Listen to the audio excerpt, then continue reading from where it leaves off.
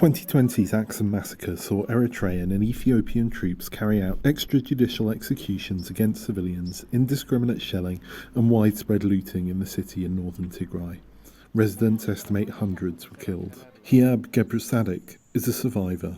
The federal government is actually the perpetrator of the crime, and the criminals cannot investigate their own crime. Justice should come from free international organizations like the UN, the EU, the African Union.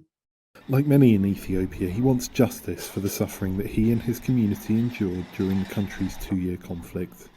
A peace deal was signed in South Africa in early November, and an end to the war may be in sight, but grievances stemming from possible war crimes remain. In September, a UN Commission of Inquiry on Ethiopia said starvation of civilians in Tigray was used by the government as a method of warfare, and that Ethiopian and Eritrean forces used sexual slavery against Tigrayan women and girls. Tigrayan forces, the UN said, didn't use the tactics but were accused of war crimes, including rape in areas they occupied in the Amhara and Afar regions. This woman from Lalibela, who asked to remain anonymous out of fear, says she was 7 months pregnant when Tigrayan soldiers came to her house and raped her. They took me to a deserted area and raped me. They held me with them from Monday to Saturday.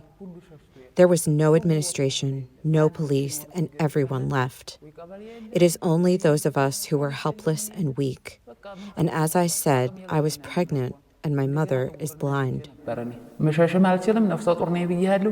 Although both sides have committed atrocities, the group Human Rights Watch says it has documented a sustained campaign of ethnic cleansing against Tigrayans, much of which has taken place in darkness because media and human rights investigators could not gain access to the Tigray region.